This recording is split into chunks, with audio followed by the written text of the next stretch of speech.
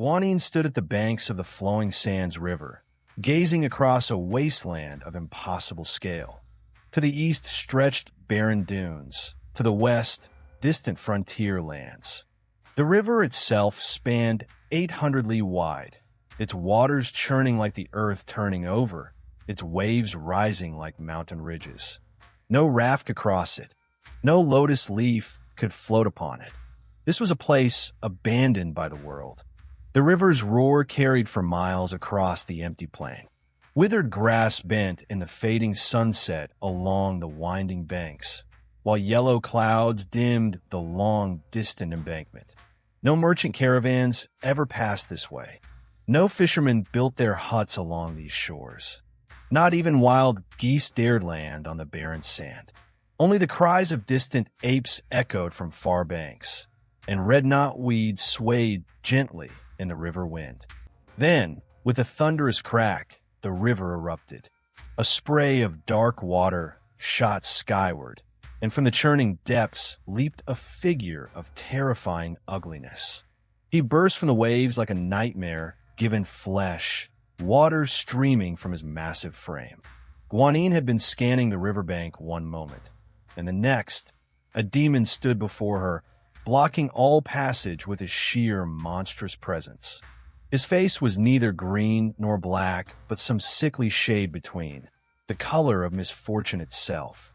His body was neither tall nor short, but corded with thick, barefoot sinew. His eyes blazed like twin lamps glowing from the bottom of a stove. His mouth gaped wide as a butcher's cauldron, his fangs jutting outward like sword blades. His hair a wild tangle of crimson. When he roared, it shook the heavens. The creature gripped a gleaming magic staff and charged straight at Guanyin, meaning to seize her then and there. But before he could lay a hand on the bodhisattva, a figure shot forward from her side. It was Moksha, her disciple, wielding an iron rod of pure tempered steel. He planted himself between the monster and his master and bellowed, "Not one step further."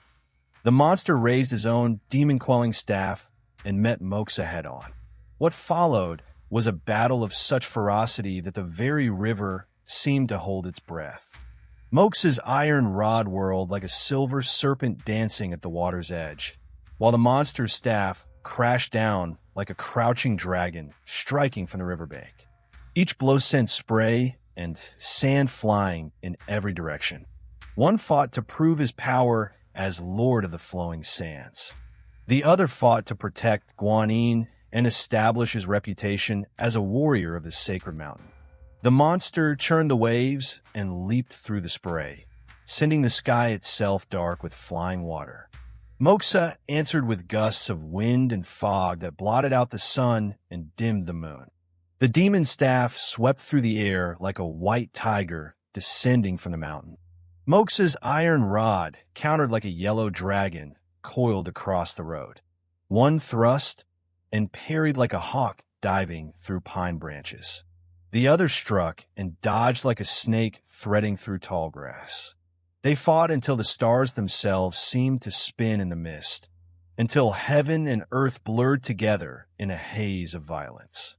Back and forth they clashed, trading blows for dozens of rounds, yet neither could gain the upper hand. Finally, the monster locked his staff against Moksha's rod and shouted, "Who are you, monk? How dare you stand against me?" Moksha answered without hesitation, "I am Moksha, second son of the pagoda-bearing heavenly king, disciple of Guanyin of the South Sea. I guard my master on her journey east." Hearing the name of Guanyin, the monster's fury melted into recognition. He lowered his weapon and said, "I remember you now. You trained in the purple bamboo grove beside the South Sea."